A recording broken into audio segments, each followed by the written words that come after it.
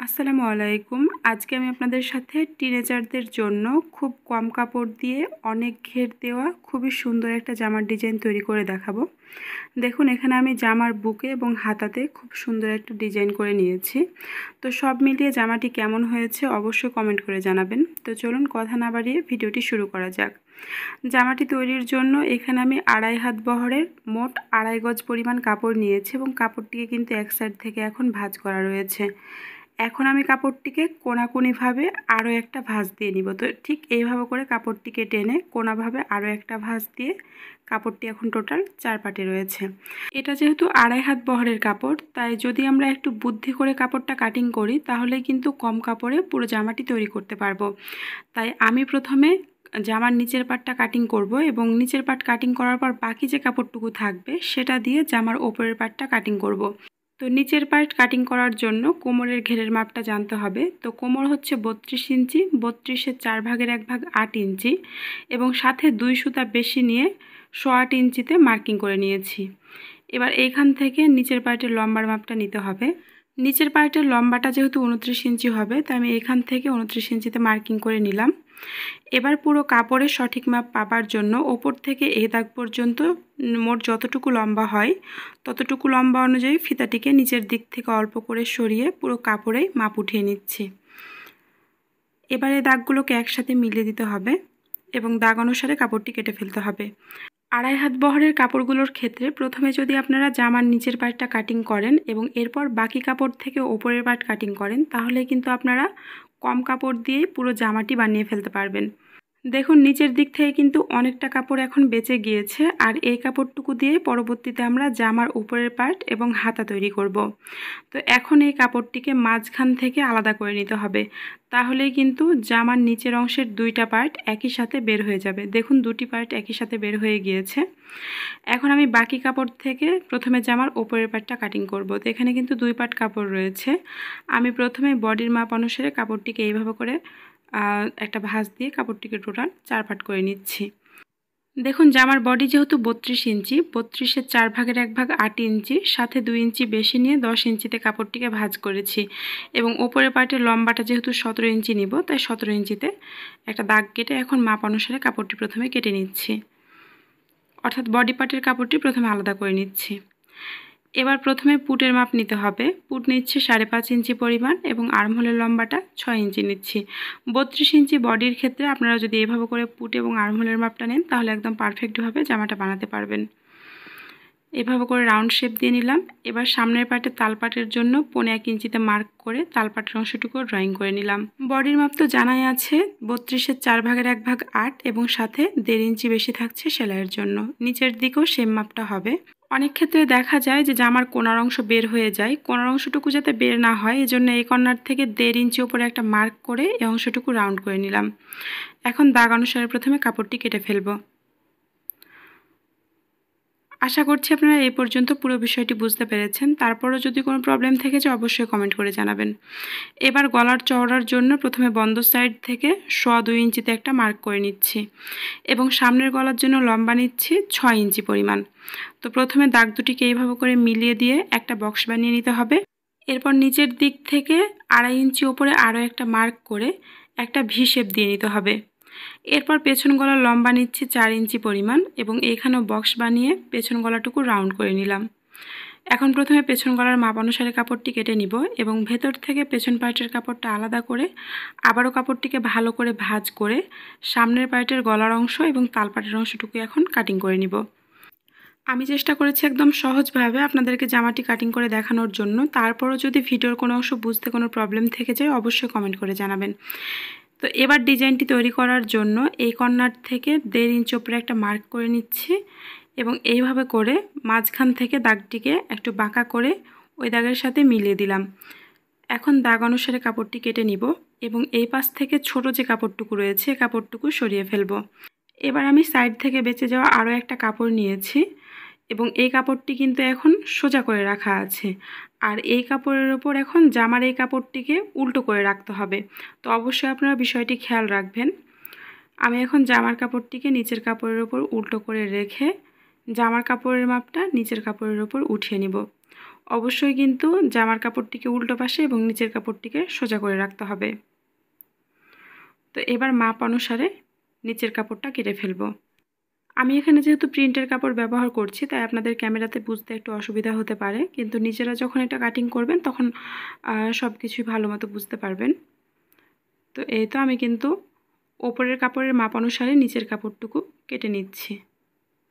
এই তো কাপড়টি কেটে নেওয়া হয়ে গিয়েছে। এখন কাপড় দুটিকে এইভাবে করে একসাথে মিলিয়ে রাখতে হবে এবং দুটি কাপড় ভালো করে মিলিয়ে রাখার পর নিচের দিক থেকে মিডিল পয়েন্টে একটা মার্ক করতে হবে। এরপরে এই দাগ থেকে 4 ইঞ্চি এই পাশে আরও একটা মার্ক করে এখানেও সোজা করে দাগটা কেটে নিচ্ছি। আপনারা চাইলে কিন্তু অপর পাশেও দাগটা কাটতে পারেন, যে কোনো এক পাশে কাটলে হয়ে যাবে। আমি যখন এটা সেলাই করব তখন আপনারা আরও ভালোভাবে বুঝতে পারবেন। এখন আমি বাকি কাপড় থেকে প্রথমে হাতার কাপড়টা কেটে নেব। তো এখানে আমি 2টা কাপড় নিয়েছি এবং কাপড় দুটিকে ভাঁজ করে টোটাল 4 পাট করে রেখেছি। আর এখানে যেহেতু আমি শর্ট হাতা তৈরি করব তাই কাপড়ের পরিমাণটা কম আছে। আপনারা যদি 3/4 হাতা তৈরি করতে চান সেক্ষেত্রে কিন্তু আরও 6 গিরা বা হাফ গজ পরিমাণ কাপড় বাড়িয়ে নিতে পারেন। তো এখানে কাপড়টির চওড়া রয়েছে 8 ইঞ্চি পরিমাণ, যেহেতু আমার আর্মহোল 6 ইঞ্চি ছিল তাই 2 ইঞ্চি বাড়িয়ে নিয়েছি চওড়ার দিকটায়। এবার ওপর থেকে 3 ইঞ্চিতে একটা মার্ক করে এখানে সোজা করে একটা দাগ কেটে নিতে হবে এবং হাতার জন্য প্রথমে একটা শেপ দিয়ে নিতে হবে। তো এইভাবে করে আমি আর্মহোলের একটা শেপ দিয়ে নিলাম। এরপরে মুহুরির জন্য প্রথমে বন্ধ সাইড থেকে 5 ইঞ্চিতে মাপ উঠিয়ে নিচ্ছি এবং 1 ইঞ্চি বেশি নিলাম সেলাইয়ের জন্য। এখন দাগ অনুসারে কাপড়টি কেটে নিলেই কিন্তু একই সাথে দুটি হাতা বের হয়ে যাবে। দেখুন একই সাথে কিন্তু দুটি হাতা বের হয়ে গিয়েছে। এখন আমি আপনাদেরকে জামাটি সেলাই করে দেখাবো।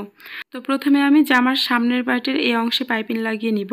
এজন্য আমি এখানে একটা কাপড় নিয়েছি পাইপিংয়ের কাপড় কাটার জন্য। তো কাপড়টির ওপর একটা স্কেল বাঁকা করে রেখে এক স্কেল থেকে অল্প একটু বেশি চওড়া নিয়ে দাগ কেটে নিচ্ছি। তো অবশ্যই কিন্তু আপনারা পাইপিংয়ের কাপড় বাঁকা করে কাটবেন, না হলে কিন্তু ফিনিশিং ভালো হবে না। তো কাপড় যদি ছোট হয় সেক্ষেত্রে আপনারা 2টি কাপড় চাইলে এইভাবে করে জোড়া দিয়েও নিতে পারেন। তো এই তো এখন এই পাইপিংয়ের কাপড়টিকে জামার সাথে অ্যাটাচ করতে হবে। তো এখানে আমি জামার কাপড়টিকে সোজা করে রেখেছি এবং এর ওপর পাইপিংয়ের কাপড়টিকে উল্টো করে রেখে 2টি কাপড় একসাথে ভালো করে মিলিয়ে ধরে সেলাই করে নিচ্ছি।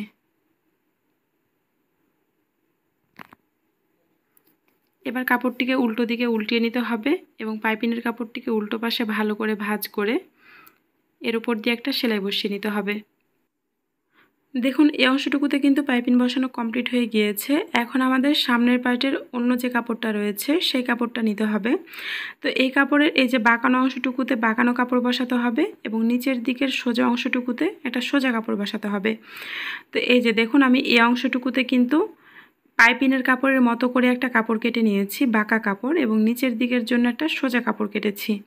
তো প্রথমে আমি নিচের দিকের সোজা কাপড়টিকে সেলাই করে নিব এবং তারপরে কিন্তু উপরের কাপড়টা সেলাই করব। তো আমি অন্য কাপড়টিকে যেভাবে সেলাই করেছি এই কাপড়টিকেও কিন্তু একইভাবে সেলাই করে নিচ্ছি। এখানে একটা কথা বলে রাখি, আপনারা যখন কোনো কিছুতে পট্টি লাগাবেন বা কোনো কিছু সেলাই করবেন আলাদা কাপড় অ্যাটাচ করে, তখন যদি দেখেন যে কাপড়টা বাঁকা করে কাটা রয়েছে সেক্ষেত্রে আপনারা পাইপিংয়ের মতো করে কাপড় কাটবেন, অর্থাৎ বাঁকা করে কাপড় কেটে কাপড় জোড়া দিবেন। আর যদি দেখেন যে না কাপড়টা সোজা করে কাটা রয়েছে সেক্ষেত্রে কিন্তু যে আলাদাভাবে যে এক্সট্রা কাপড়টা জোড়া দিবেন সেটা সোজা করেই কাটবেন, না হলে কিন্তু সেলাইয়ের ফিনিশিং ভালো হবে না। তো আমি সেমভাবে কিন্তু এই অংশটুকু সেলাই করে নিচ্ছি।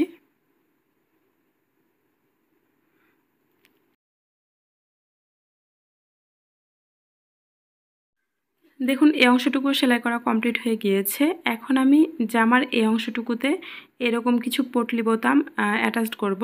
তো পটলি বোতাম তৈরি করা খুবই সহজ, আপনারা অনেকে এটা জানেন তৈরি করতে, তাই আজকে আর দেখাচ্ছি না।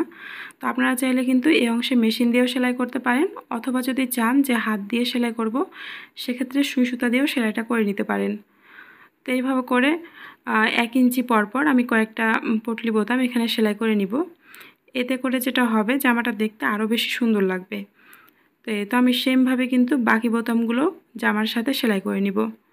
তো আমি অফ ক্যামেরায় সবগুলো পটলি বোতাম এইভাবে করে জামার সাথে সেলাই করে নিয়েছি। তো এটা হচ্ছে সোজা পাশ এবং উল্টো পাশে কিন্তু এরকম থাকবে। তো এখন যেটা করতে হবে, সামনের পার্টের অন্য যে কাপড়টা রয়েছে সেই কাপড়টাকে প্রথমে এভাবে করে রাখতে হবে এবং এর ওপর এই কাপড়টিকে এইভাবে করে ভালো করে মিলিয়ে রেখে, মাঝখান থেকে কাপড় দুটিকে ভালো করে মিলিয়ে রেখে এই অংশগুলোতে সেলাই বসিয়ে নিতে হবে। তো ঠিক গলার এইখান থেকে আপনারা আগের সেলাই বরাবর একদম নিচ পর্যন্ত সেলাইটা করে নেবেন। আর অবশ্যই কিন্তু প্রথমে কাপড় দুটিকে ভালো করে মিলিয়ে রাখতে হবে, এরপরে সেলাইটা করতে হবে। দেখুন আমাদের কিন্তু জামার সামনের পার্টের উপরের অংশটুকু তৈরি করা কমপ্লিট হয়ে গিয়েছে। এখন ওপরের পার্টের সাথে জামার নিচের পার্টের কাপড়টা জোড়া দিতে হবে। এজন্য ওপরের পার্টের কাপড়টিকে সোজা করে রাখতে হবে এবং এর ওপর জামার নিচের পার্টের কাপড়টিকে উল্টো করে রেখে কাপড় দুটিকে একসাথে ভালো করে মিলিয়ে ধরে সেলাই করে নিতে হবে।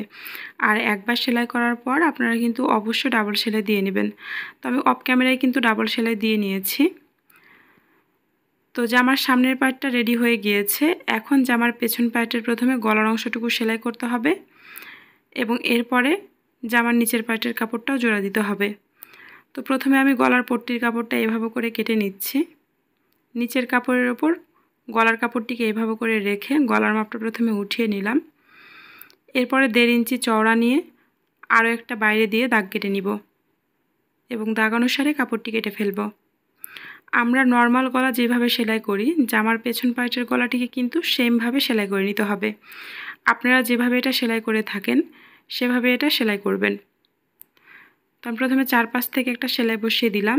এরপরে জামার কাপড়টিকে সোজা করে রেখেছি এবং এর ওপর পট্টির কাপড়টিকে উল্টো করে রেখে কাপড় দুটিকে একসাথে ভালো করে মিলিয়ে ধরে সেলাই করে নিচ্ছি। তো আপনাদের কাছে এই পর্যায়ে ছোট্ট একটা অনুরোধ থাকবে, যারা এখনও আমার চ্যানেলটিকে সাবস্ক্রাইব করেননি তারা প্লিজ আমার চ্যানেলটিকে সাবস্ক্রাইব করে পাশে আসা বেল আইকনে অল ক্লিক করে দেবেন পরবর্তী ভিডিওর নোটিফিকেশান পাওয়ার জন্য। আর যারা অলরেডি সাবস্ক্রাইব করে রেখেছেন তাদেরকে আমার তরফ থেকে অসংখ্য ধন্যবাদ। তো এখন আমি গলার অংশটিকে উল্টো পাশে উল্টিয়ে সোজা পাশ দিয়ে আরও একটা সেলাই বসিয়ে নিচ্ছি। তো জামার পেছন পার্টের গলাটি তৈরি করা কমপ্লিট হয়ে গিয়েছে। এখন পেছন পার্টের ওপরের অংশের সাথে নিচের অংশের কাপড়টিকে জোড়া দিতে হবে। তো এটা যেহেতু খুবই সহজ তাই আমি এটা অফ ক্যামেরায় সেলাই করে নিয়েছি। তো এখন এই কাপড়টিকে সোজা করে রাখতে হবে এবং এর ওপর জামার সামনের পার্টের কাপড়টিকে উল্টো করে রেখে জামার কাঁধের অংশটুকু জোড়া দিয়ে নিতে হবে। আর আপনারা কিন্তু অবশ্যই কাঁধের অংশে ডাবল সেলাই দিয়ে নেবেন। তো দেখুন আমি ডাবল সেলাই দিয়ে নিচ্ছি এবং এই দিকটা সেলাই করার পর সেমভাবে কিন্তু অন্য দিকটাও সেলাই করে নিচ্ছি। ভিডিওটি যেহেতু অনেকটা বড় হয়ে গিয়েছে আর আপনাদের অনেকেরই কিন্তু বড় ভিডিও দেখার ধৈর্য থাকে না, এজন্য আমি একটু দ্রুত কাজগুলো করার চেষ্টা করছি। এখন জামার হাতাটা জোড়া দিতে হবে। তো হাতা জোড়া দেওয়ার আগে প্রথমে আমি আপনাদেরকে হাতার ডিজাইনটা তৈরি করে দেখাবো। এজন্য একটা হাতার কাপড় নিয়ে মাঝখানে একটা মার্ক করে নিলাম এবং এর সাথে আরও একটা কাপড় নিয়েছি যার চড়া রয়েছে 2.5 ইঞ্চি এবং লম্বা রয়েছে 5 ইঞ্চি পরিমাণ এবং কাপড়টির মাঝখান বরাবর কিন্তু 4 ইঞ্চি লম্বা করে একটা দাগ কেটে নিয়েছি। এখন হাতার কাপড়টিকে সোজা করে রাখতে হবে এবং এর ওপর ছোট কাপড়টিকে উল্টো করে রেখে কাপড় দুটিকে মাঝখান থেকে মিলিয়ে ধরে এই দাগের চারপাশ বরাবর আরও একটা সেলাই বসিয়ে দিতে হবে। তো ঠিক এইভাবে করে আপনারা দাগের চারপাশ দিয়ে একটা সেলাই বসিয়ে দিবেন। এখন মাঝখান থেকে কাপড়টিকে কেটে নিতে হবে এবং এই ছোট কাপড়টিকে উল্টো পাশে উল্টিয়ে সেলাই করে নিতে হবে। তো এই তো এখন আমি উল্টো পাশে এইভাবে করে উল্টিয়ে চারপাশ বরাবর সেলাই করে নিচ্ছি। হাতার এই ডিজাইনটা তৈরি করা খুবই সহজ। আপনারা যদি একটু মনোযোগ দিয়ে ভিডিওটি দেখেন তাহলে কিন্তু খুব সহজেই ডিজাইনটি তৈরি করতে পারবেন। দেখুন সেলাইটি করা কমপ্লিট হয়ে গিয়েছে। এখন আমি ডিজাইনটা করার জন্য এখানে আরও একটা কাপড় নিয়েছি যেটা চওড়া রয়েছে 2 ইঞ্চি এবং লম্বা রয়েছে 4 ইঞ্চি পরিমাণ। এখন এই কাপড়টিকে উপরের দিক থেকে এইভাবে করে মিলিয়ে রাখতে হবে এবং যে কোনো এক পাশের সাথে এইভাবে করে সেলাই করে নিতে হবে। এরপরে আমি এখানে আরও কিছু পুটলি বোতাম নিয়েছি এবং এই বোতামগুলোকে এইভাবে করে রেখে মেশিন দিয়ে সেলাই করে নিচ্ছি। আপনারা চাইলে কিন্তু হাত দিয়েও সেলাইটা করতে পারেন। মেশিন দিয়ে করতে একটু অসুবিধা হয়, হাত দিয়ে করলে একটু সুবিধা পাওয়া যায়। তবে মেশিন দিয়ে খুব সহজে আপনারা সেলাইটা করতে পারবেন। তো আপনারা চাইলে ডাবল সেলাইও দিয়ে নিতে পারেন। এখন হাতার মুহুরির অংশটিকে উল্টো দিকে ডাবল ভাঁজ করে সেলাই করে নিচ্ছি। যেহেতু এখন গরমকাল, তাই এখানে আমি শর্ট হাতা তৈরি করেছি। আপনারা চাইলে কিন্তু 3/4 হাতাও তৈরি করতে পারেন। তো দেখুন হাতার ডিজাইনটি তৈরি করা কমপ্লিট হয়ে গিয়েছে। এখন জামার কাপড়টিকে সোজা করে রাখতে হবে এবং হাতার কাপড়টিকে এর ওপর উল্টো করে রাখতে হবে। তো অবশ্যই প্রথমে আপনারা মাঝখানে কিছুটা কাপড় কেটে চিহ্ন দিয়ে নেবেন। তো হাতার কাপড়টিকে উল্টো করে রাখার পর হাতার যে পাশে জামার সামনের পার্ট থাকবে সেই পাশে কিছুটা কাপড় তালপাটের জন্য কেটে নিতে হবে। এরপরে কাপড় দুটিকে মাঝখান থেকে মিলিয়ে ধরে সেলাই করে নিতে হবে। যারা আমার ভিডিও রেগুলার দেখেন তারা হয়তো অনেকেই জানেন যে আমি জামার হাতাটা সবসময় এভাবে করে জোড়া দিয়ে থাকি, আর এতে করে কিন্তু খুব সহজে জামার সাথে হাতাটি জোড়া দেওয়া যায়। আর হাতার তালপাটটা আপনারা আগেই না কেটে এভাবে যদি কাটিং করেন তাহলে কিন্তু আপনাদের জন্য সুবিধা হবে। তো একবার সেলাই করার পর আরও একবার ডাবল সেলাই দিয়ে নিতে হবে। এই পাশের হাতাটি যেভাবে জোড়া দিয়েছি সেমভাবে কিন্তু অফ ক্যামেরায় অন্য পাশের হাতাটিও জোড়া দিয়ে নিব। তো দেখুন আমাদের দুই পাশের হাতা জোড়া দেওয়া কমপ্লিট হয়ে গিয়েছে। এখন জামার কাপড়টিকে উল্টো পাশে করে জামার ওপর থেকে একদম নিচ পর্যন্ত সেলাই করে নিতে হবে। তো আমি সাইড বরাবর জামার দুই পাশ অফ ক্যামেরায় সেলাই করে নিয়েছি। দেখুন দুই পাশে সেলাই করা হয়ে গিয়েছে, আর অবশ্যই ডাবল সেলাই দিয়ে নেবেন। এরপরে জামার নিচের অংশটিকে উল্টো পাশে খুবই অল্প করে ভাঁজ করে কাপড়টিকে অল্প করে টেনে দুইবার সেলাই করে নিতে হবে। তাহলে কিন্তু পুরো জামাটি তৈরি করা কমপ্লিট হয়ে যাবে। দেখুন আমাদের কিন্তু পুরো জামাটি তৈরি করা কমপ্লিট হয়ে গিয়েছে। আশা করছি ভিডিওটি ভালো লেগেছে। ভালো লাগলে প্লিজ একটা লাইক দেবেন। সবাই ভালো থাকবেন।